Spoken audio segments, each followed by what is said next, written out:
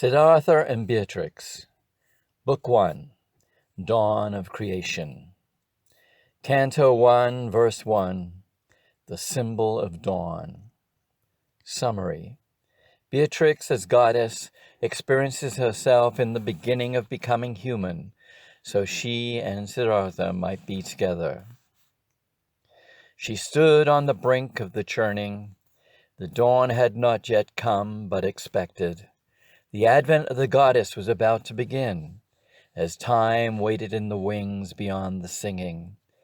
No sirens screeched, no hummingbirds lulled conscious awareness in fantastic dreams. Her form embraced the warp and woof of all things.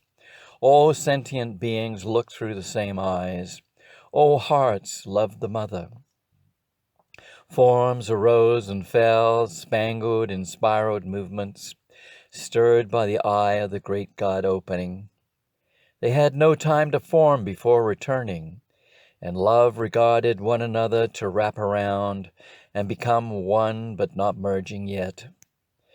Contrariness divided the light from the dark. The spark of incandescence glowed, and a will to see beyond itself was measured. A blink, a disappointment, a desire to stir the cosmic rule, to whisk a new form out of nothingness, a cold wind to repulse that which was the same, for something new yet familiar, to hone, to improve, to mold, to refine the grinding wheel of time. Yet karmic impressions cannot be lost once begun. Its memory lives on, be it oh so faint, lost in the churning of stardust. From her body she birthed him. From her being he was made. He is and always will be primal potential, a separate thing with opposite forms. An intellect that rationalizes the who and why, who am I, straights instead of curves, triangles tangential to circumferences, released into timelessness, to limit, to control, to nurture, to grow. How she enjoyed playing with him, who could perform simple pleasures of her making, and forsaking all others love her. Beatrix took her first step on the heaven-spiraled stair. He watched her delicate feet, white and nimble. She placed her heel and then rolled the sole to her toes, the motions of a dancer with short steps scaling. His image reflected in the crystal stairs. His visage, athletic, elegant, shimmering. He hailed her. She beckoned him with a smile.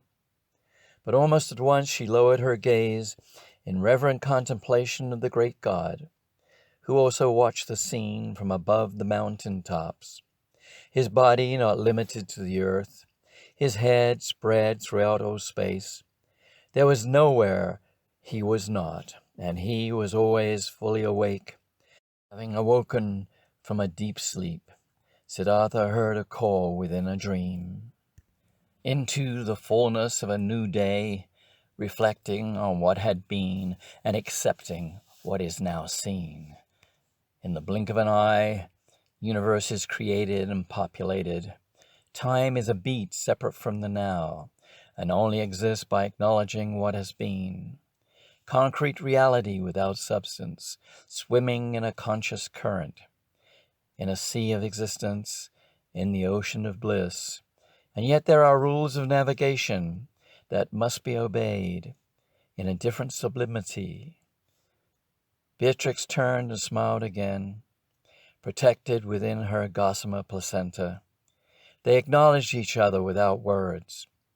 Their dayspring had sprung once more behind a gossamer veil.